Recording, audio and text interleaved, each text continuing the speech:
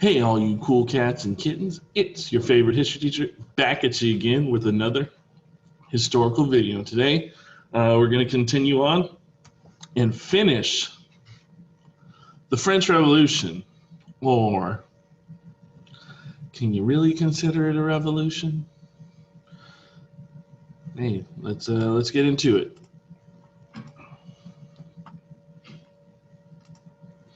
So today's lecture is about the age of Napoleon. And as we have talked about this week, you're going to need to trace these types of governments, people in charge from 1789 to, well, the end, which this would be the end. And we started off with the Tennis Court Oath, which created the National Assembly, which created the Legislative Assembly, or created the Constitution of 1791. And then we had the National Convention, who created the Constitution of 1792. And then we had COPS, Committee on Public Safety. And then we had the Constitution of 1795. And then we had the Directory. I'm kind of lost. You guys know. You guys wrote it down. I'm just giving a brief summarization. So yeah, Age of Napoleon, Chapter 3, Section 4. If you heard that crow, maybe they're in the vents here at school. That's crazy. That was your warm up. Objectives: students will be able to trace how France turned into an empire under Napoleon and learn how he spread nationalism across Europe and explain how the Congress of Vienna tried to create a lasting peace. So when you think of Napoleon, you might think Napoleon Dynamite. Or maybe you've seen this movie. I don't know. Maybe that's just me being old. But this movie was quite popular when I was in high school. Vote for Pedro. Not that Napoleon. This Napoleon, our 5'4" emperor, which I've been told the French used a different measuring measurement, and turns out he was actually like 5'6" or 5'7". So just the average teenager size. All right, so some background on Napoleon. He was born in Corsica, which is an island off France in the Mediterranean Sea. At the age of 9, Napoleon was sent to France to be trained for a military career. When the revolution broke out, he was a 20-year-old lieutenant looking to just make a name for himself. He favored the Jacobin and Republican rule, and he found the ideas of the revolution, however, to be conflicting. So some military wins. As we talked about yesterday, his rise. During the turmoil of the French Revolution, he quickly rose to power. He forced the British out from the part of Toulon. He had won several victories against the Austrians in northern Italy, forcing the Habsburg Emperor to make peace.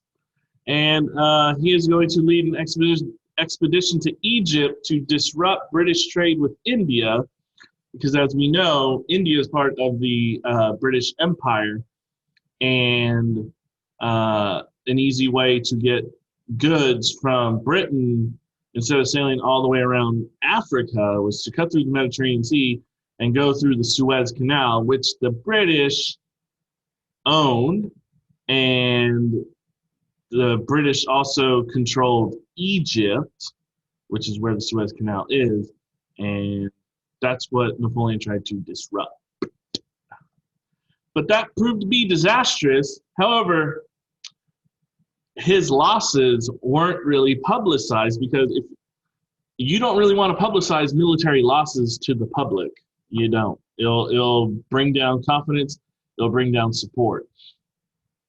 He is also going to set up a network of spies to censor the press and hide the worst stories of military defeats. There you go. I just said it.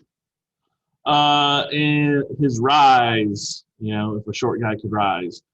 Success in the military made him ambitious for more power. In 1799, he led a coup d'etat. No, not a coup d'etat. It's a coup d'etat. More, you see this more and more just referenced as a coup, C-O-U-P. It's not a coup, all right? A coup d'etat, which is an overthrow, and he overthrew the directory and set up a three-man consulate. So after the directory, we now have a consulate, a three-man consulate. Another constitution was drawn up by Napoleon, and then he soon took up the position of first consul. In 1802, he made himself consul for life. 2 years later, he declared himself emperor. So after the consulate, you can just point to N as Napoleon. He is going to hold a plebiscite, which is a ballot vote. So the people had to choose Napoleon or someone else. So they're obviously going to choose him. So even though he held a popular vote by the people, which they theoretically had a say in their government through their votes, Napoleon still held absolute power. And this is called democratic despotism. Remember, we talked about despots, enlightened despots. This is called democratic despotism. So just add democracy, democratic, the plebiscite vote to despotism. All right, Napoleon's reforms. So during the consulate and the empire, Napoleon consolidated his power by strengthening the central government. Order, security, and efficiency replaced liberty, equality, and fraternity as slogans for the new regime. Napoleon restored economic prosperity in France by controlling all prices. He encouraged new industry. He built roads and canals. He set up public schools under strict government control to ensure well-trained officials and military officers would be groomed for the future. He also made peace with the Catholic Church. It's called the Concordat of 1801, and it kept the church under state control, but recognized Catholic religious freedom. And among the most of his lasting reforms was his new set of laws, aptly named called the Napoleonic Code. And what was the Napoleonic Code? It was a new code of laws and embodying Enlightenment principles such as equality of all citizens before the law, religious toleration, abolition of feudalism. However, it did undo some of the reforms made during the Revolution. Women lost most of their newly gained rights and couldn't exercise their rights of citizenship. And male heads of household regained complete authority over their wives and children. And Napoleon is going to value order and authority over individual rights. That's the Napoleonic Code. All right, so he is a builder of empires. Napoleon created a vast empire. He annexed the Netherlands. What does annex mean? If you said to add,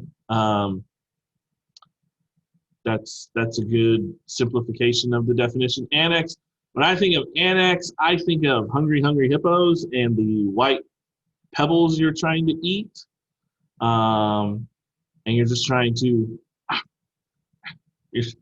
your hippo's trying to eat the most, and it makes more sense in person, but whatever. If you've played the game Hungry Hungry Hippos, you know. If you know, you know.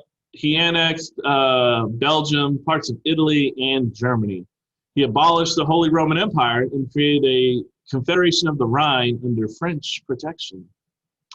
He cut Prussian territory in half and turned part of Old Poland into the Grand Duchy of Warsaw. He's going to not forget his day ones, and he's going to put his friends and relatives in charge of the thrones across Europe. He unseated the King of Spain, hereditarily familial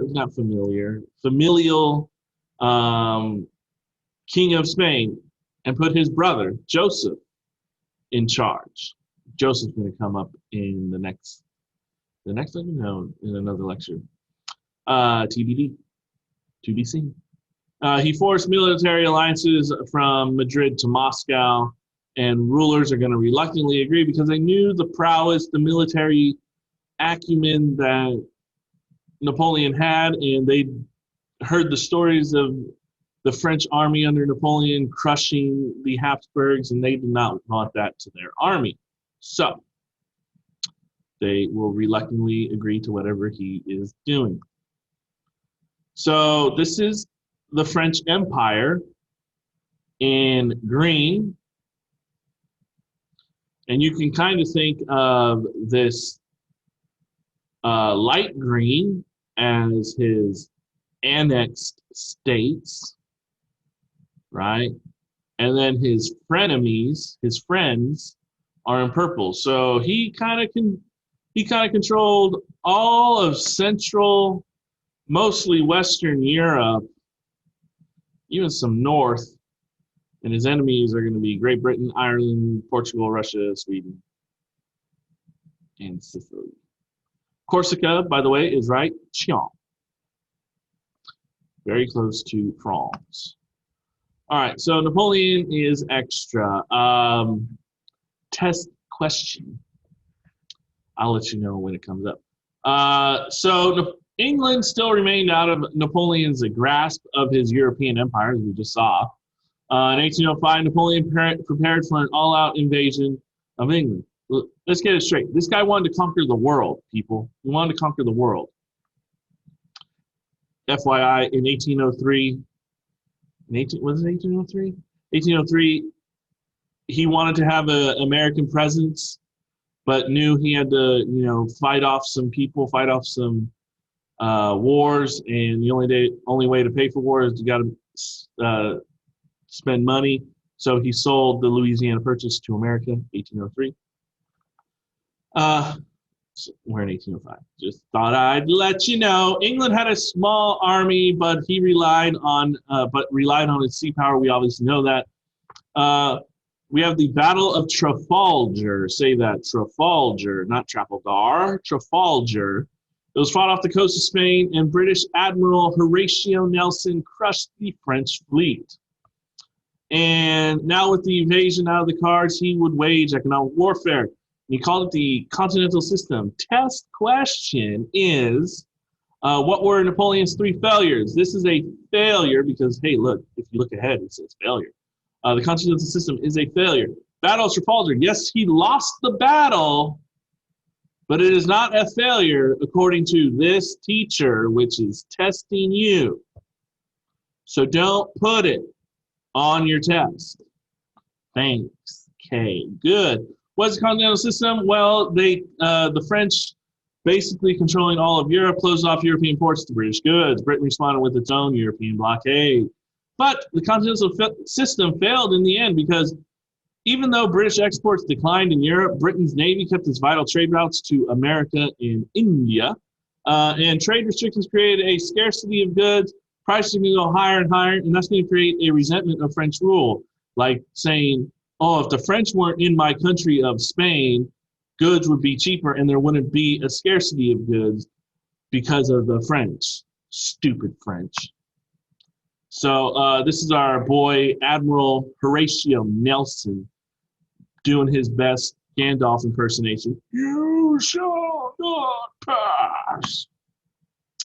The continental system, in theory, this dotted line is the closing of European ports to British goods. So there you go. Nationalism hurts Napoleon, one of our objectives. And Napoleon's successes contained seeds of defeat. Although his armies were winning, it worked against him in the end. His armies had spread French Revolution ideas, and many Europeans started to realize that now they saw Napoleon and the French as their oppressors, and something had to change, much like the French people said the monarchy needs to go. So Europeans will resent the continental system and did not like the imposition of French culture in their countries. not taking baths and French kissing, French fries, the menage a trois. Ew, come on, get out of here. We are respectable Europeans. So from Madrid to the Netherlands, nationalism was going to unleash revolts against the French. German nations encouraged national loyalty to only German-speaking people rather than the French. So if you did not speak German, you were not welcome. So Spanish problems. Hey, Spanish problems. That is also number 2 of his 3 failures. And Napoleon had imposed reforms that sought to undermine the Spanish Catholic Church. Many Spanish remained loyal to the former king and church, obviously. When the Spanish resisted, the French were brutal in response. This furthered the resistance against the French. You could title this as the French or the Spanish resistance on your test. The Spanish patriots resorted to guerrilla warfare and ambushed the French supply trains or troops before retreating to the countryside. Shoot and run and hide and seek. These attacks kept French soldiers in Spain when Napoleon needed them elsewhere. I wonder where. Austria reacts. So the Spanish resistance influenced the Austrians to resist Napoleon again. In 1805, at the Battle of Austerlitz, Napoleon defeated an Austro-Russian army who had more superior in numbers than the French, and they still lost. Now, in 1809, the Austrians wanted revenge. However, Napoleon won again, this time at the Battle of Wagram. And with the peace agreement, Austria had to surrender lands populated by more than 3 million people to the French. So, from Russia with and hearts. If you've ever experienced, know in MySpace, when you want to do, this is before emoticons and emojis, if you wanted to have like a heart show up on your profile, you had to edit in your profile and you had to write this little code of and hearts, colon, and that was the heart symbol. So from Russia with love. So Tsar Alexander I of Russia was once an ally, friend of Napoleon. The two leaders planned to divide up Europe if Russia helped Napoleon with his continental system. Many countries, obviously, as we've just learned, did not like the continental system, and soon Russia, the biggest country in Europe, will become unhappy with the effects of the continental system. More nationalism, more resentment against the French. Another distrust was Napoleon's expansion and creation of the Grand Duchy of Warsaw, which bordered Russia to the west. And if you know anything about Russian history, you know that Poland has always been on the eyes, has always caught the attention of the Russian leaders and Soviet leaders, that they just want some Poland, and Napoleon took it from them. So this and other issues forced Russia's withdrawal from the continental system in order to set the Russians straight from pulling out. Napoleon organized an army containing soldiers from 20 nations called the Grand Army. What do you think he's gonna do? This is Alexander I, Bohawks for the win. All right. Yeah, the beginning of the end for Napoleon. In 1812, around 600,000 soldiers and around 50,000 horses invaded Russia. To avoid battles with Napoleon, the Russians resorted to scorched earth policy, meaning the burning of villages and crops along the way of retreat from the Russians. So as they move farther and farther east, they are burning everything in sight, because when invasions happened in war, the armies raped and pillaged villages, and if in order to keep your horses fed, you got to feed them, and if there's no food,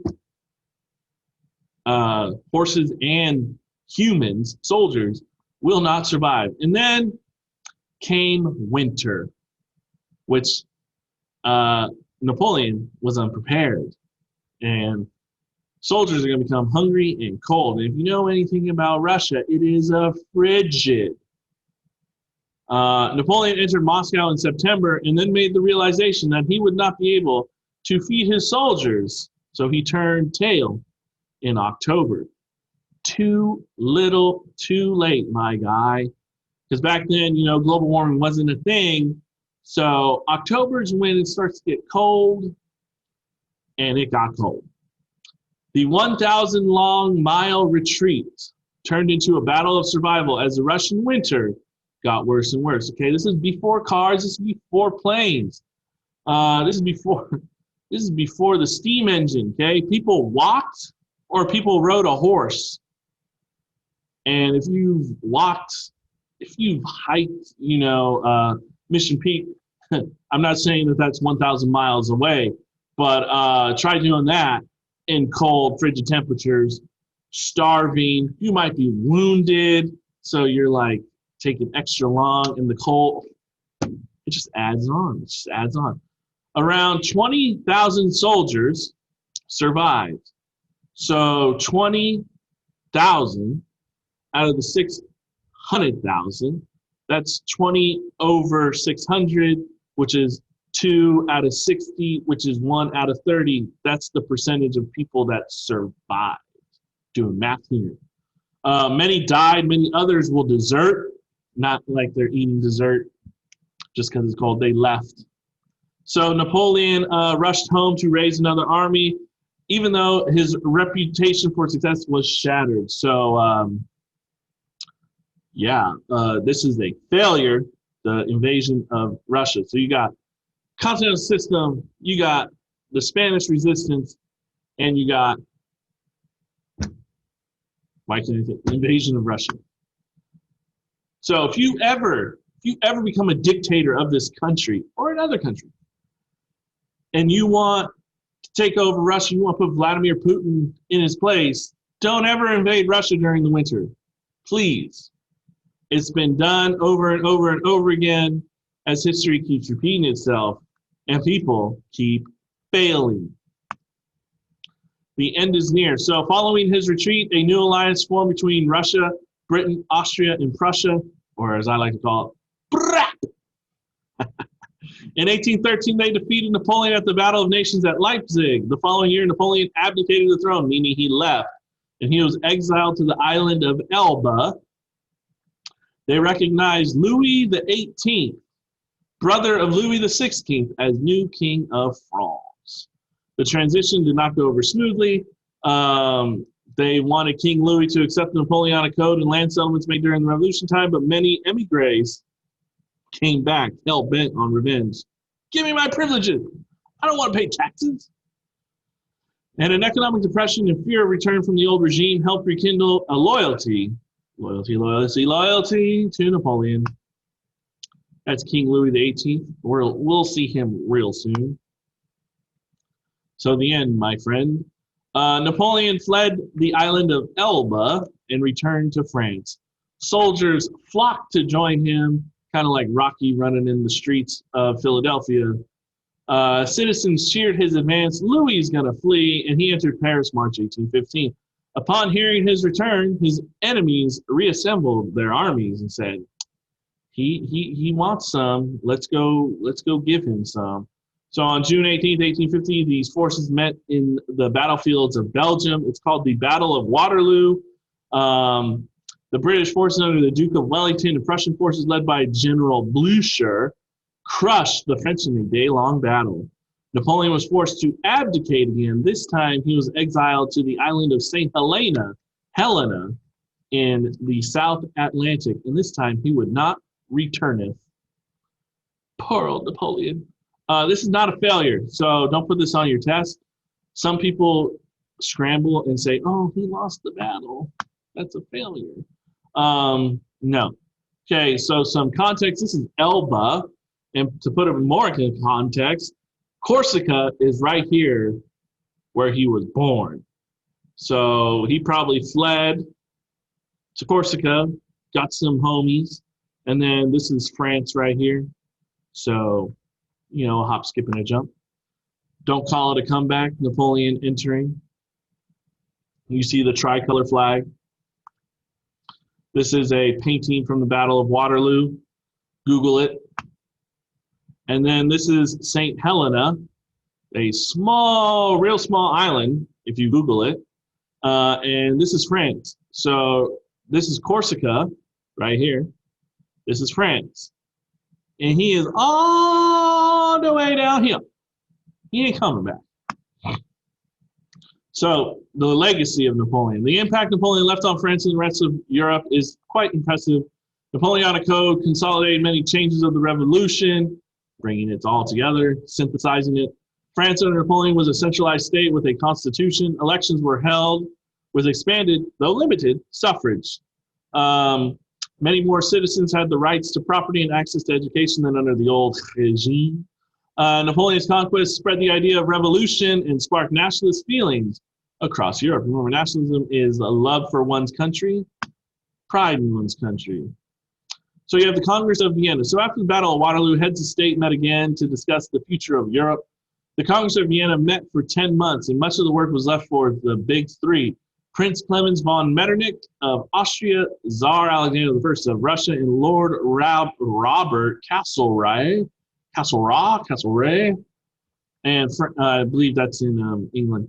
And France was represented by Charles Maurice de Talleyrand. The chief goal of the Congress of Vienna was to create a lasting peace by establishing a balance of power and protecting the system of the monarchy. Metternich wanted things like they were in 1792. Alexander wanted the Holy Alliance of Christian monarchs to suppress future revolutions, of course. Castlereagh wanted to prevent France from becoming a military power, understandable. And Talleyrand played the others against each other to make France be considered as an equal in all these decisions. Even though France caused all this to happen, he was able to play them against each other and have France be considered equal. Hey. So what did the Congress of Vienna do? The Congress also redrew the map of Europe. So to contain French ambitions in the future, it surrounded itself with strong countries. To the north, Belgium and Luxembourg were added to Holland to create the Kingdom of the Netherlands. More on that later. To the east, he gave Prussian lands back to Prussia along the Rhine. And Austria was allowed to reassert its control over northern Italy, much as it had. And it also restored legitimacy. They restored the hereditary monarchies that the French Revolution and Napoleon had unseated in Portugal, Spain, and the Italian states. So, 100 years of peace. Austria, Russia, Prussia, and Britain extended their wartime alliance into the post-war era. It's called the Quadruple Alliance. And these four nations pledged to act together to maintain the balance of power and to suppress revolutionary uprisings, especially in France. Also, the Concert of Europe, where powers would meet periodically to discuss any problems affecting the peace of Europe. Oh, we are done. That was a longer lecture than it needed, but needs must, and had to talk to y'all about Napoleon and the French Revolution. So the French Revolution is now over, the main French Revolution. So hopefully that puts some context in it, because you have the American Revolution, where the American Revolution set up a new government, and that new government was able to succeed, even though there was problems, fairly unscathed. And the French Revolution is more of a mess. Wouldn't you agree? You have the Tennis Court Oath, the National Assembly, the Legislative Assembly, the Constitution of 1791, the Constitution of 1792, the National Convention, the Constitution of 1795. You have the Committee on Public Safety. You have the Directory. You have the Consulate. And then you have Napoleon. In a span of 1804, he was crowned emperor. In a span of 15 years, those many changes. In the American Revolution set up the Republic, which, if you want to go back, you can go back to the Declaration of Independence, American Revolution, to the Articles of Confederation, to the Constitution. But France had more fun with it, if you want to say. So hopefully you did enjoy. Smash that like button if you did.